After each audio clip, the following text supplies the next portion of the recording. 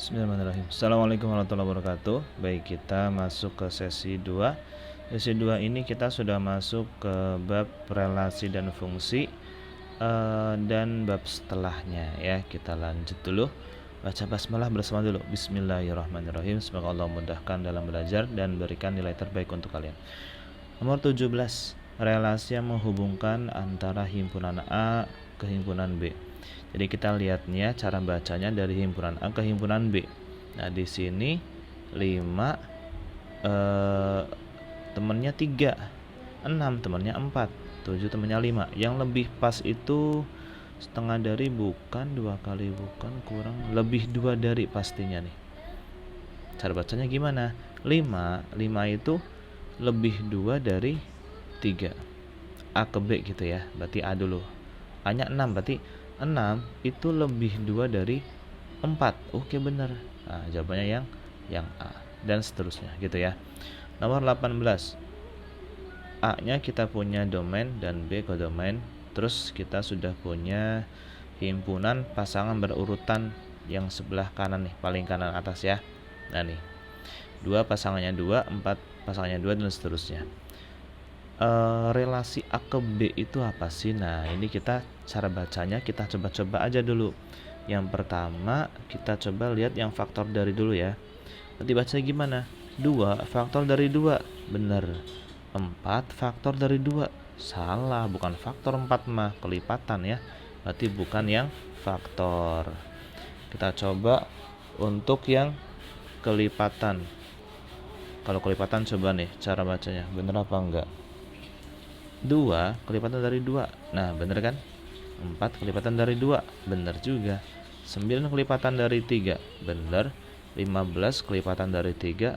Bener juga. Dah, berarti udah cocok nih. Jawabannya pasti yang kelipatan. Gitu ya. Nomor 19.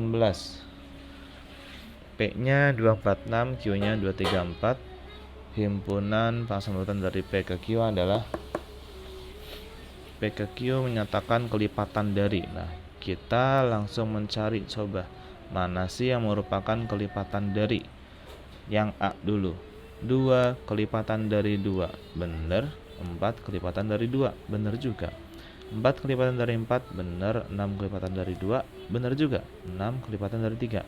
Jawabannya yang A. Yang B kenapa bukan? Di sini ada 2 kelipatan dari 3, salah ya. Terus yang C juga bukan karena ada 2 kelipatan dari 3, ada 4 kelipatan dari 3. Yang D salah juga karena ada 4 kelipatan dari 3. Lanjut nomor 20. Berikut ini adalah pernyataan yang benar tentang syarat pemetaan. Atau ini syarat fungsi ya. Kalau syarat fungsi yang pasti kita akan punya domain itu yang X ya, yang pertama, dan kita punya kodomain. Nah, syarat mutlak yang harus ada ketika kita bicara pemetaan atau fungsi, ya pastinya semua anggota domain harus punya kawan satu, tepat satu di B. Gak boleh kurang, gak boleh lebih. Maka dari itu pasti siapa dia? Pasti yang C. Gitu ya. Oke, kita lanjut nomor 21. Oh ya, sorry, mari kita lanjut kembali. Untuk A itu ada syarat mutlaknya juga. Ini tuh A itu syarat mutlak dari fungsi yang lebih spesifik, lebih khusus lagi. Apa itu? Yaitu korespondensi satu-satu ya. Korespondensi satu-satu. Kodomain dan domain haruslah berjumlah sama dan memiliki pasangan tepat satu-satu, tidak boleh lebih. Kiri dan kanan, domain dan kodomain, tidak ada yang kosong gitu ya. Lanjut nomor 21. Banyaknya pemetaan yang mungkin dari A ke B. Oke, ini dari A ke B. Ingat, kalau banyaknya pemetaan dari A ke B itu berarti menggunakan apa? banyaknya anggota B yang disebutin terakhir dulu nih. Yang terakhir dulu dipangkatin dengan banyaknya anggota A, yaitu yang pertama yang ditanyakan ya. A ke B berarti NB pangkatin NA. NB-nya berapa? NB-nya di sini anggotanya ada berapa nih? Ada 4. Tulis 4 dulu ya. NA-nya berapa? Ada 2. Tulis 2. Berarti 4 pangkat 2, 16. Oke, lanjut. Kita lanjut nomor 22. Ya udah ya, aman ya. Ini sifatnya review aja. Relasi di atas yang merupakan pemetaan. Kalau kita bicara pemetaan, berarti kita bicara domain haruslah berbeda semua. Nggak boleh ada yang sama. Kenapa nggak boleh ada yang sama? Karena kalau pemetaan, domain harus punya kawan satu saja. Yang satu benar, 1, 2, 3, 4, nggak ada yang sama. Terus yang 2, 2, 3, 4, 2. Nah, ini nggak boleh. Berarti bukan pemetaan ini ya. 3, 4, 5, 3. Nah, ini juga bukan pemetaan nih, bukan fungsi. 1, 3, 5, 3. Nah, ini juga bukan. Berarti siapa yang relasi? Pasti yang pertama saja. Gitu ya. Kita lanjut nomor 23. Ketika kita punya fungsi x ax min 5, terus fungsi ketika x-nya nih x nih, posisinya ada di x ya, ada di sini. Terus hasilnya 3. Hasilnya 3 ini untuk x-nya 2, kita coba masukin sini. X-nya dimasukkan ke sini, kita substitusi. Berarti A kali 2 dikurangi 5 sama dengan hasil. Berapa hasilnya? 3 nih, yang tadi. Ya. Kita suruh mencari nilai A dulu. Berarti 2A min 5 sama dengan 3. 2A sama dengan min 3 ditambah 5. Gitu kan? Nah, berarti 2A sama dengan 8. A sama dengan 8 bagi 2 yaitu 4. Ini untuk mencari nilai A. Ketika A-nya selesai, ini harusnya sebuah fungsi yang sempurna. Kenapa sempurna? Karena A-nya kamu sudah nemu. A-nya 4. Kalau pada tulisin jadilah fungsinya, fungsi X-nya jadinya 4X min 5. Lanjut nomor 24. 24 di sini X-nya 5. Terus hasilnya 10 ya. Nah, kita coba masukin atau substitusi ke sini. 2X plus B berarti 2 kali 5 tambah B sama dengan hasil 10. 2 kali 5 10 tambah B sama dengan 10. 10 tambah B sama dengan 10 berarti B-nya 0 ya, karena 10 kurangi 10 0. Ketika B-nya 0, kita sudah punya fungsi sempurna. Nih kita tulis ulang. Fungsi X sama dengan 2X plus B. B-nya 0, udah selesai. Inilah fungsi sempurnanya. Ditanyakan ternyata F2. Ya udah kita tulis. Ketika X-nya 2 berarti 2 kali X-nya 2, 4. Inilah jawabannya. Kalau kurang jelas nanti silakan bisa di back lagi aja dulu ya. Lanjut. Oh, ini sudah masuk bab gradien dan persamaan garis lurus. Bismillah, lanjut. Gradien dari persamaan Y sama dengan 4X min 5. Ingat, kalau sudah bentuknya Y sama dengan, berarti koefisien X dia sebagai gradien. Berarti berapa gradiennya? 4. Kalau ini, kalau kita sudah terbiasa untuk mengubah ke dalam bentuk yang paling ideal, yaitu Y sama dengan, ini juga kita bisa menjadikan ini sebagai Y sama dengan. Dengan cara apa? 5X pindah ke kanan. Ketika 5X pindah ke kanan jadinya apa? Min 5, bener ya? Nah, nanti koefisien X-nya min 5. Cuman masih ada min 2 di sini, min 2Y. Otomatis nanti kalau yang udah biasa bisa langsung nulisin gini. Y sama dengan ini 5 jadi min 5 tadi ya. Min 5 karena kita melihatnya koefisien X. Min 5 per ini nih. Nah, min 2 biar jadi Y. Otomatis jadilah 5 per 2. Ada gambaran ya. Nah, Oke, lanjut nomor 27. Nah, kalau kita punya soal seperti ini, kita tinggal tulis aja. Kan kita tinggal pilih, namanya gradien bisa depan kurangi belakang atau belakang kurangi depan, gitu kan ya. Nah, kalau Pak Erik sukanya belakang kurangi depan. Berarti Y-nya dulu 7 kurangi 2 per P kurangi 6 gitu ya, sama dengan berapa? Min 1. Bener ya? Nah, Pak Erik zoom dulu. 7 kurangi 2 berarti kan 5. 5 per P min 6 sama dengan min 1. Tinggal pilih kita mau pakai cara nalar atau mau pakai cara formal biasa. Nah, Pak Erik pilih cara nalar dulu aja deh ya. 5 dibagi berapa sih? Ini saya nalar nih.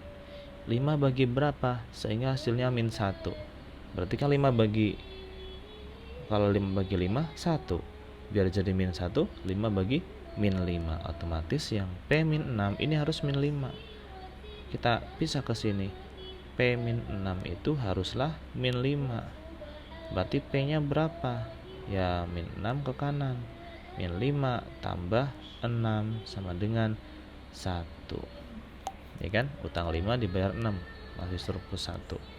Jawabannya yang B. Gitu ya. Nah, bisa juga pakai cara kali silang. Silakan bisa dicoba, sudah sering Pak Erik contohin ya. Lanjut, garis lurus berikut yang memiliki gradien 2. Nah, kayak tadi lagi nih.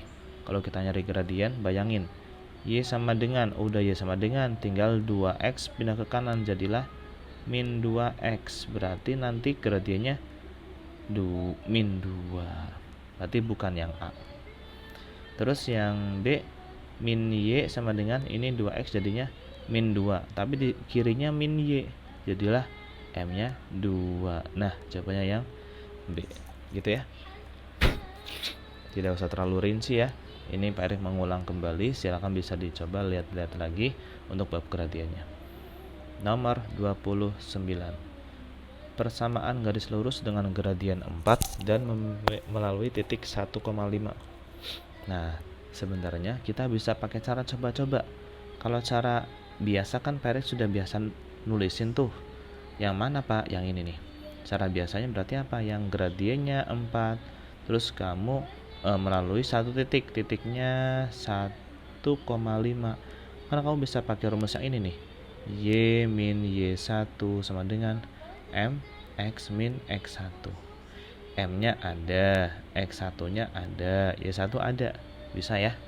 Nah, Pak Erik mau nyontohin bagaimana cara coba-coba. Karena ini kan menyangkut waktu ya. Nalar juga nih.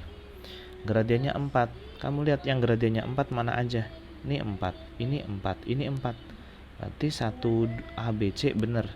Yang D udah pasti salah. Karena minus 4 gradiennya. Lanjut. Sekarang X-nya 1, Y-nya 5. Kita bisa pakai cara coba-coba. Misalnya gimana Pak? Gini. X-nya kita ganti 1 coba yang A. 4 kali 1 berarti kan 4. 4 tambah 1, 5. Nah, Y-nya ternyata benar 5. Jawabannya yang A. Duh, kenapa enggak B Pak? Nah, kalau B beda lagi, coba ya. 4 kali 1, 4. 4 tambah 5, 9. Di sini ternyata Y-nya 5, bukan 9. Berarti salah. Yang C apalagi? 4 kali 1, 4. Kurangi 9, min 5. Salah juga. Karena yang kebutuhan kita 1,5. Y-nya 5. Jawabannya yang A. Gitu ya. Nah, ini nomor 30 pun sama. Oh, ini soalnya sama, sorry. Kita lanjut. Persamaan garis lurus yang melalui titik. Nah, ini juga sama. Kalau cara biasa, kan Pak Erik biasanya pakai cara ada ini misalnya yang X1 boleh, ini Y1. X2, ini Y2 gitu ya. Terus pakai rumus yang Y min Y1 per Y2 min Y1. Ini biasa kan. X min X1 per X2 min X1. Ini biasa. Yang Pak ingin contohkan bagaimana cara kita mencoba-coba aja. Misalnya gimana Pak? Gini. Kita coba pakai X-nya yang ini aja dulu deh, yang terakhir dulu ya. Yang 5,3. Yang positif semua, jangan yang negatif. Nah, coba dulu nih. X-nya 5, kita ambil 5. coba yang A. X nya 5. 5 tambah 8 13. Oh, Y nya jadi 13. Salah. Berarti ini yang A salah. Salah, kenapa? Tidak memenuhi. Lanjut. Sekarang X nya 5. Coba 5 tambah 2 7 ya. Nah, salah juga karena di sini Y nya 3. Gitu ya. Lanjut. Sekarang lagi X nya 5. 5 kurangi 2 3. Udah bener nih. Nah, ini yang C udah bener, yang C karena memenuhi. Ketika X nya 5 dikurangi 2, Y nya jadi 3. Y nya 3, ya kan? Ini kan rumus Y. Kita coba yang pertama. Apakah benar? Kalau benar berarti jawabannya yang C. X nya min 3. Berarti ini X nya min 3. Kamu utang 3, utang lagi 2. Utang kamu jadi 5. Oh, benar juga. Berarti jawabannya udah pasti yang C. Gitu ya. Karena memenuhi semuanya. Memenuhi semua. Sampai sini oke? Lanjut 32. Persamaan yang benar dari garis di sebelah ya. Nah, ini kan kalau kamu pakai cara biasa, kamu punya 2 titik.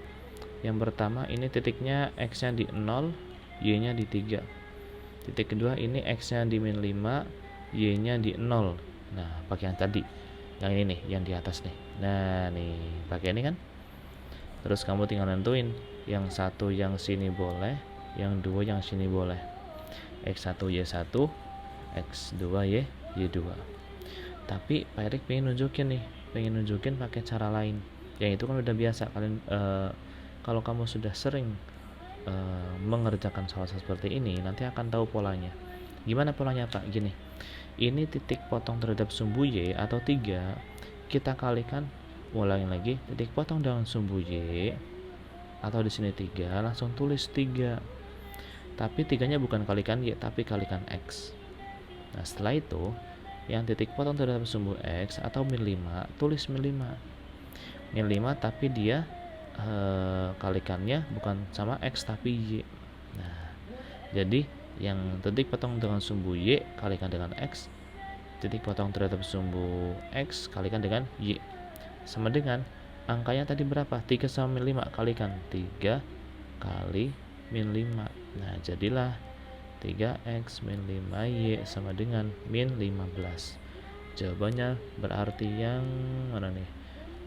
3x min 5y. Nah, C. Gitu ya. Oke, kita lanjut. Garis lurus berikut ini yang sejajar dengan 5x min y plus 6. Kalau sejajar berarti gradiennya sama dong. Nah, kita ubah dulu nih bentuk y sama dengan. Ini bagian yang konstanta nggak pengaruh. Yang pengaruh itu apa? Koefisien X yang pindah ke kanan yang jadinya minus 5 gitu kan. Kalau pada tulisin urut gini, min Y plus 6 udah nggak usah ditulis ya, ini aja nih, 5X jadinya min 5X. Nah, berarti Y nya bagi min jadinya 5X. Inilah sebagai koefisien yang sejajar. Kamu cari aja yang koefisiennya 5. Kita cari aja yang gradiennya 5. Udah jelas nih yang D ya. Nggak usah nyari lagi. Yang jelas yang D, karena di sini yang gradiennya 5 yang D. Lanjut. Garis lurus berikut yang tegak lurus dengan tegak lurus. Oke, kalau tegak lurus berarti kita cari dulu nih gradiennya. Ini sudah bentuk Y. Berarti ini pindah ke kanan jadilah min 3X. Gradiennya dia min 3. Kalau tegak lurus, otomatis M-nya apa? Ingat, dibalik min 3 berarti jadinya 1/3. Tadinya negatif jadi positif. Udah deh, berarti gradiennya 1/3. Kita cari yang persamaan gradiennya 1/3. Kalau yang pertama, udah bener nih. Pertama nih, karena di sini negatif 3, X pindah ke kanan jadilah min X. Berarti min 1 per min 3. Gradiennya min 1 per min 3 atau 1/3. Yang A jawabannya. Nggak usah cari yang lain. Gitu ya. Sesi 2 sepertinya cukup sampai bab gradien dan persamaan garis lurus selesai. Semoga Allah berikan nilai terbaik dan pemahaman untuk kalian. Assalamualaikum warahmatullahi wabarakatuh.